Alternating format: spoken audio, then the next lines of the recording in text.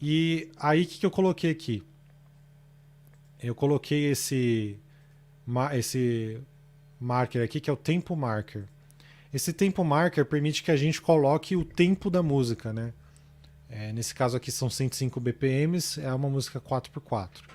Por que é bom a gente colocar isso? Porque muitas vezes imagina que você quer fazer uma transição de da música para como a gente fez aqui, e você quer que ela faça a transição no momento certo. Você não quer que a música simplesmente mude na hora que o programador chame e muda e altere o parâmetro. Você não quer que a música tipo perca todo o flow dela, perca o tempo dela e mude sem respeitar a matemática da música, né? Você consegue colocar esse tempo marker e definir uma lógica no Fmod para que a transição só seja feita quando ele chegar no final de um beat, por exemplo. E tá, como é que eu faço isso? Aqui nesse caso eu tenho esse transition marker aqui. Esse aqui é uma transition region, na verdade. O que significa isso aqui? Significa que ele vai fazer uma transição para um outro lugar do tempo da track aqui, seguindo alguma condição que eu colocar. Nesse caso aqui eu dei o nome de toLevel 40, né? Aqui embaixo a gente tem as condições. Aqui eu coloquei o destination dele, que é esse level 40, que é uma destination region. Quer dizer, nesse caso é um destination marker, mas a gente podia ter criado um destination region também se eu quisesse. Então eu defini ele aqui para ir para o level 40. Eu coloquei aqui uma condição. Qual que é essa condição? A condição ela está baseada nesse parâmetro aqui. Nesse caso aqui o parâmetro é o level. E esse parâmetro aqui,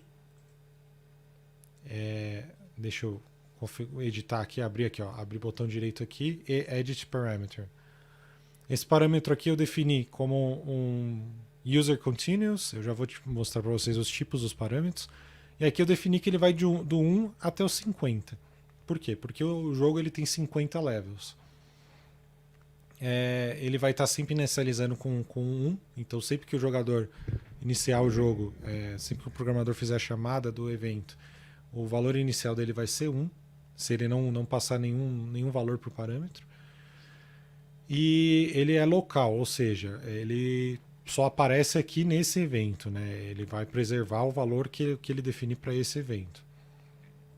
E aí esse parâmetro eu posso usar para aplicar condições aqui. Nesse caso aqui, na Transition Region, como a gente estava falando, aqui embaixo eu adicionei uma condição de parâmetro do level para que ele só seja verdadeiro caso ele esteja entre 40 e 50, ou seja, ele só vai fazer essa transição caso o valor do parâmetro level seja acima de 40.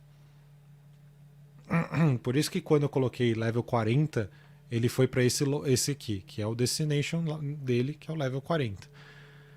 E aqui o que eu tenho? Eu tenho um outro trecho do loop da música, né? Uma outra stem que está individual aqui, um outro instrument, que está num loop separado, um loop region separado, com esse destination marker aqui.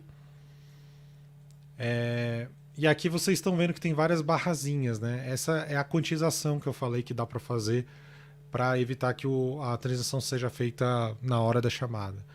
Como é que eu fiz isso aqui? Ó? Aqui embaixo eu tenho aqui a quantização, aí eu consigo definir o intervalo da quantização. Em quais barras que ele vai fazer a transição. Por exemplo, aqui eu defini como uma barra só.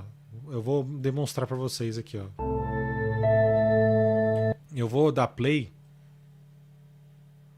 Eu vou diminuir aqui. Ó. Eu vou dar play.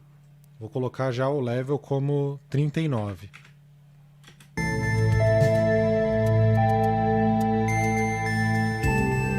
Vocês vão ver que quando eu for fazer a mudança, ele só vai mudar para o destino quando ele passar por uma das barras de quantização aqui. Quer ver? Ó?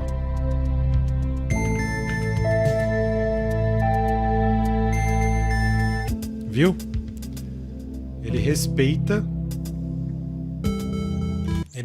o tempo da música para que a música não fique estranha, né? Porque se eu tirar isso aqui, olha o que acontece, ó. Quer dizer, deixa eu mudar para 39 de novo. Se eu tirar isso aqui, olha o que acontece. Aí fica estranha essa transição, né? Ela é feita sem respeitar a matemática da música, né? Esse é um exemplo de uma música dinâmica com camadas diferentes implementada com um parâmetro aqui, né?